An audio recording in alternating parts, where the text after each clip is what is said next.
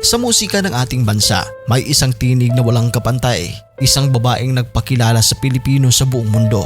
Siya si Pilita Corrales, ang binansagang Asia's Queen of Songs. Siya ipinanganak noong August 22, 1939 sa Cebu City. Si Pilita Corrales ay lumaki sa isang may kayang pamilya sa Cebu. Nag-aral siya sa Colegio de la Immaculada Concepcion sa Cebu City at lumipat sa Colegio de Santa Rosa sa Maynila. Nais niya sanang maging guro, ngunit bumaling sa musika at pag-arte dahil sa talento at suporta na rin ng kanyang pamilya. Mula sa Cebu, lumipad siya patungong Australia at doon nagsimula ang kanyang international stardom.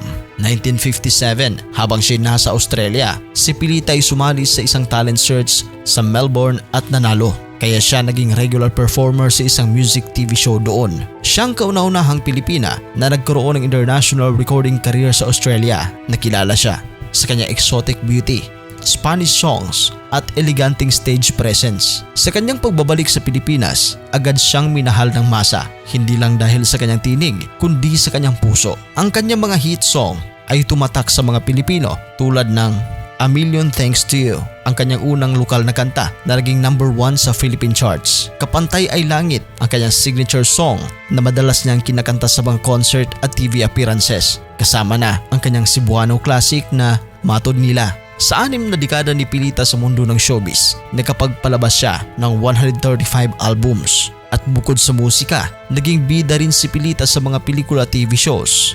Isa sa mga unang female host ng sariling variety show niya ang An Evening with Pilita. At hanggang huli, naging hurado siya ng mga baguhang singer sa Your Face Sounds Familiar. Sa likod ng kamera, si Pilita ay isang mapagmahal na ina, lola at mentor. Ina siya ng aktres na si Jackie Lou Blanco at Ramon Christopher at apo niya ang kilalang aktres na si Janine Gutierrez na anak ni Ramon.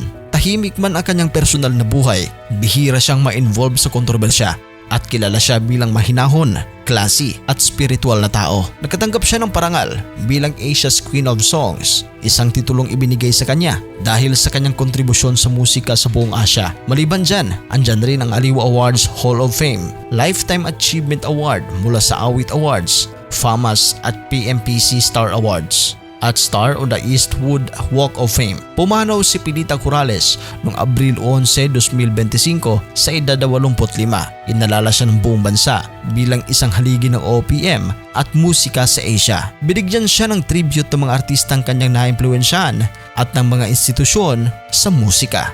Maraming salamat sa musika, ang natatanging Asia's Queen of Songs, Pilita Corrales.